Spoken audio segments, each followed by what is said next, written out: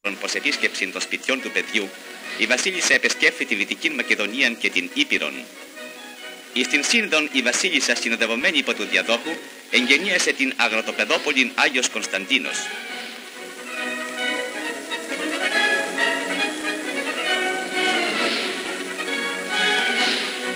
Στο χωριό Νέος Κάφκασος η βασίλισσα επιθεωρεί τους σχηματισμούς των ΤΕΑ.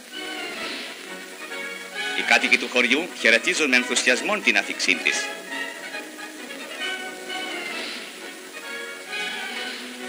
Τώρα η Ροοφιλής Άνασα επισκέπτεται την αγροτική νοικοκυρική σχολή Φλωρίνης Αγία Όλγα, της οποίας ετρόφιμοι την ραίνουν με άνθη.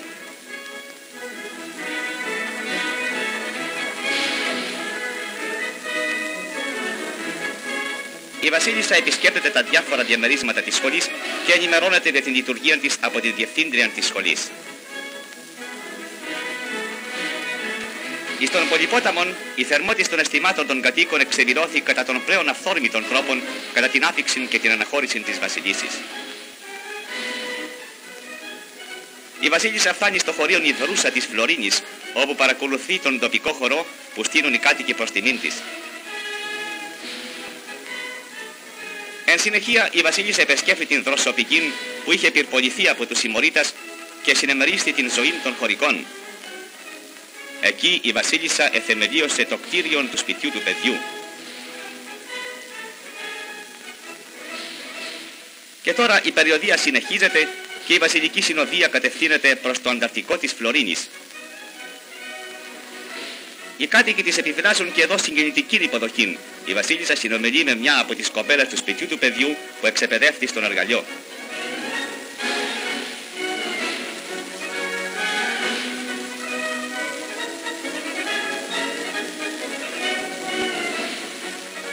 Στον Άγιο Γερμανό η βασίλισσα επισκέπτεται το συνεταιρικό τυροκομείο που ανοιγέρθη με δαπάνην του Εράνου και εξυπηρετεί όλη την περιοχή Πρεσπών.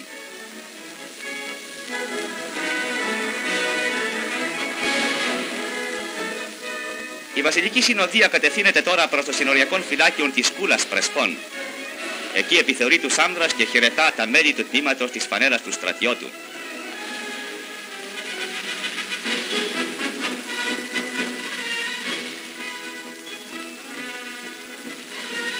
Το κοριτσάκι αυτό έχει βαπτιστεί με το όνομα της βασιλίσης.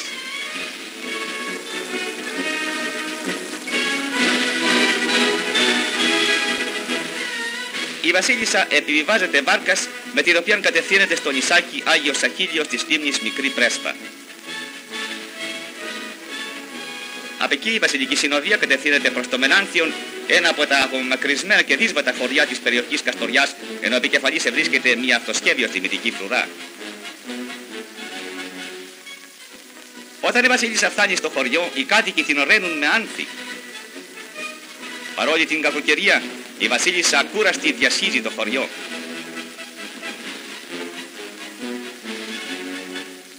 Από το μπαλκόνι του σπιτιού του παιδιού χαιρετά τους χωρικούς και παρακολουθεί τοπικούς χορούς.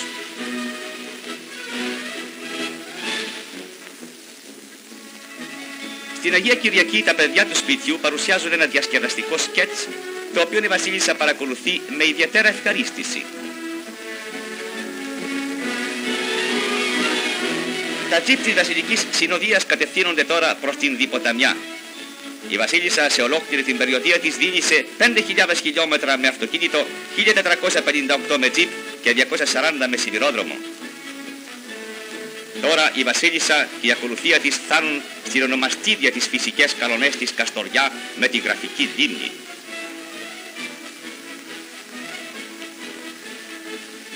Εκεί η βασίλισσα συνομιλεί με τα νέα μέλη του ομίλου εθελοντών.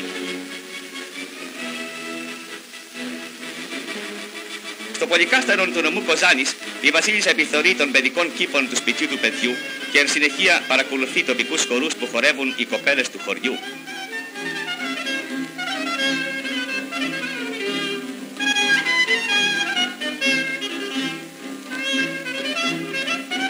Στον Πεντάλοφον η βασίλισσα σύρει των χωρών στην πλατεία, ενώ οι κάτοικοι την καμαρώνουν με υπερηφάνεια.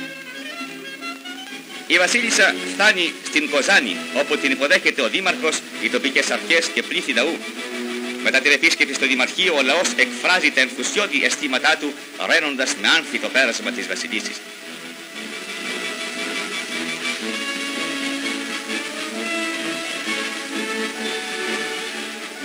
Η περιοδεία συνεχίζεται μέσα από τις δύσβατες και ανώμαλες περιοχές των Χασίων με κατεύθυνση προς το χωρίον Τριγωνικών.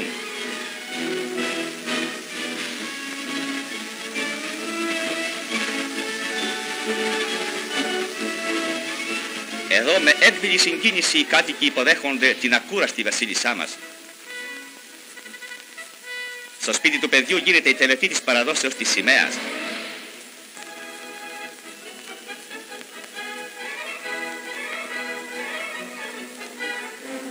Κατά την έπαρση όλοι οι κάτοικοι έψαλαν των ευτικών ύμνων. Η βασίλισσα εγκαινιάζει στο τυροκομείο πονηγεύθη ταπάνες του Εράνου με συμβολήν του τοπικού συνεταιρισμού τυροκόμων και ανακατεύει το γάλα που θα βγάλει το πρώτο τυρί. Εν συνεχεία επισκέπτεται τον αγρό του σπιτιού του παιδιού και σπέρνει ιδιοχείρος το πρώτο καλαμπόκι. Η αγάπη της βασιλίσης μας για την γην και τον μόχθο των αγροτών μας εκπληρώνεται έτσι με τον πιο παραστατικό τρόπο.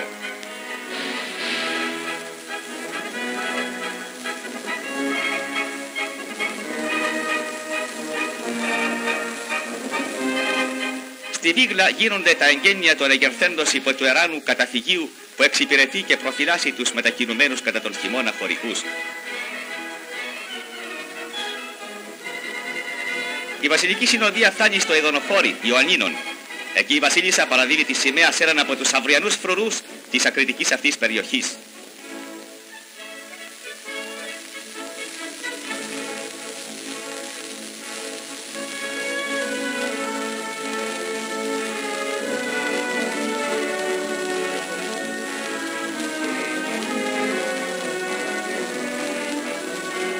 Κατά τη διάρκεια της περιοδίας αυτής, διαμέσου των ακριτικών ελληνικών περιοχών, η βασίλισσα Φρυδερίκη επεσκέφθη 33 πόλεις και επέρασε από 620 χωριά. Με το τζιπ η βασίλισσά μας φτάνει στην Καστάνιανη. Οι κάτοικοι ραίνουν το δρόμο της με λουλούδια και κατόπιν αρχίζουν τους γραφικούς τοπικούς χορούς.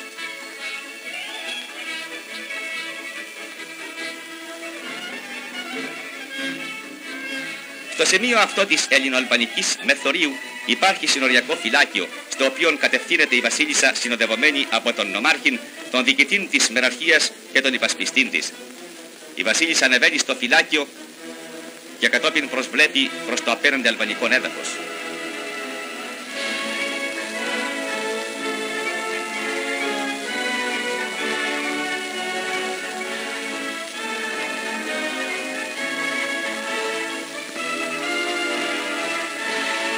Από εκεί επεσκέφθη τα χωριά Κτίσματα και Βούρμπιανη, όπου οι κάτοικοι πανηγύρισαν την αφιξή της.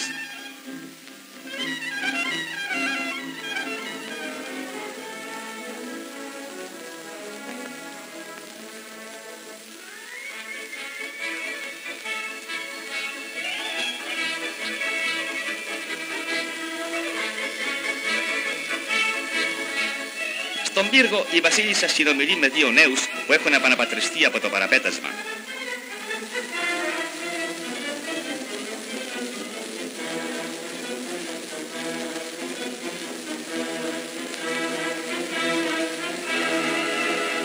Και πάλι η βασιλική συνοδεία διασχίζει την υπηρωτική ύπαιθρο. Την ορεινή αυτή περιοχή η βασίλισσα ανεβαίνει με υποζύγιο περνώντας από γραφικές τοποθεσίες. Συνολικά η βασίλισσα δίνει σε 26 χιλιόμετρα ανωμάλου περιοχής ημιονικός.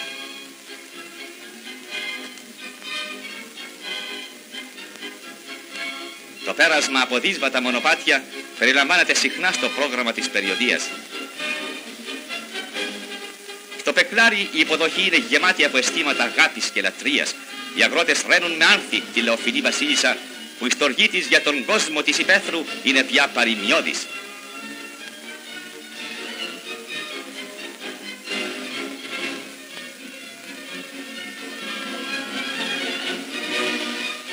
Η κόνιτσα που περιλαμβάνεται στο βασιλικών δρομολόγιον επεφήμισε με τον ίδιο ενθουσιασμό τη βασίλισσα.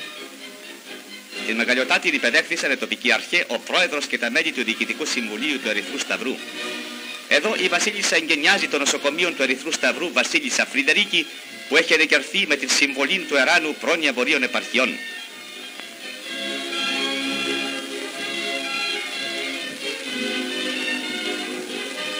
Μια χαρακτηριστική στιγμή κατά την οποία η βασίλισσα τριγυρισμένη από παιδάκια ταΐζει τα περιστέρια.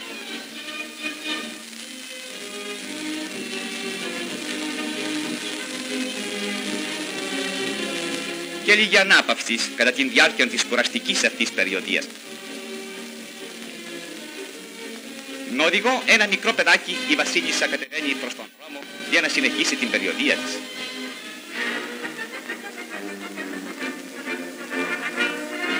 Στα Ιωάννινα η βασίλισσα επιθεωρεί το 40ο Σύνταγμα Ευζώνων, του οποίου είναι επίτιμος διοικητής. Η επιθεώρηση αυτή γίνεται στο στρατόπεδο Βελισσαρίου.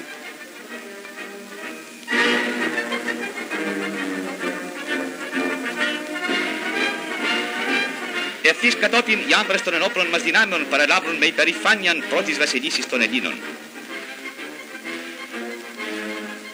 Εις το χωριό Σενίκο της Λάκας Σουλίου, η βασίλισσα φυτεύει μια σικιά στην αυλή του σχολείου που ανοίγηραν ομάδες βοηθείας υπαίθρου υπήρου του Εράνου της βασιλίσσης.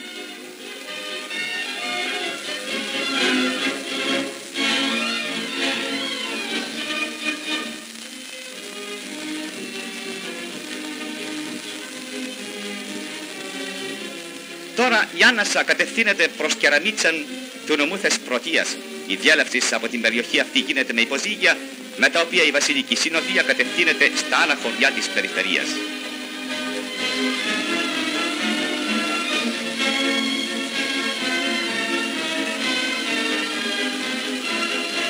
Η περιοδία αυτή, κατά την οποία εν συνόλο η βασίλισσα επεσκέφθη 129 από τα 160 σπίτια του παιδιού, έληξε στην Ιγουμενίτσαν, όπου η Άννασα, προπεμβωμένη υπό των αρχών, επεβιβάστη της αναμενούσης βενζίνακά του.